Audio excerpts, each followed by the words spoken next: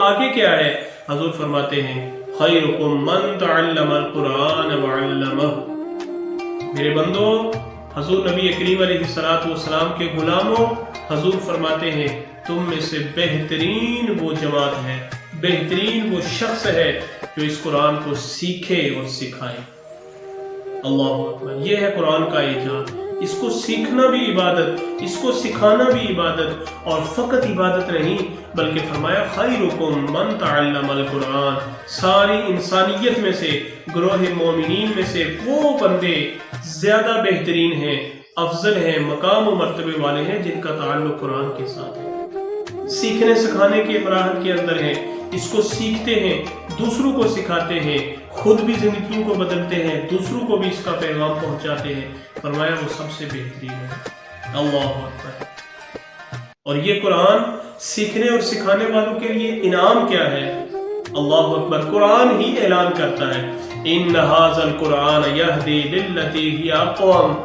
اللہ رب العالمین قرآن ہی کے اندر سورہ اسراء کے اندر ارشاد ہے، یہ اعلان ہے ان لوگوں کے لیے جو اس کو پڑھتے ہیں، تلاوت کرتے ہیں۔ فرمایا ان ھذا القرآن، یہ جو قرآن ہے، یہ جو کتاب لا ریب، بے عیب، بے مثل، بے مثال کلام پڑھنے والے ہو، مالک فرماتا ہے ان ھذا القرآن یہدی، یہ سراسر ہدایت کرتا ہے للتی ہی اقوم، جو سب سے افضل ترین، جو سب سے بہترین اور سیدھا راستہ ہے۔ اقوام سپرلیٹو ڈگری استعمال کی ہے، فرمایا جو سب سے سیدھا راستہ ہے، یہ قرآن اسی راستے کی طرف ہدایت کرتا ہے۔ اللہ اکبر، یہ ہے قرآن کی شان۔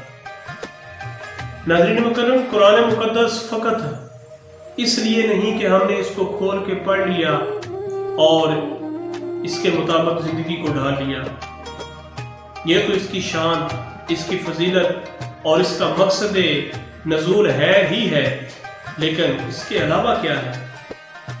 حضرت علی رضی اللہ تعالیٰ عنہ کی نسبت سے ایک قول ملتا ہے۔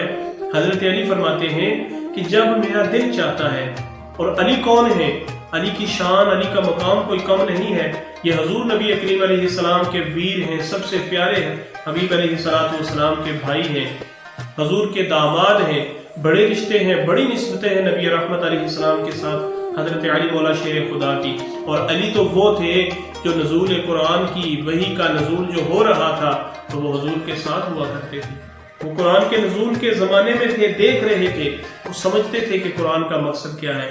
لیکن فرماتے ہیں کہ میرے لیے، آپ کے لیے تعلیم ہے، حضور کی امت کے لیے۔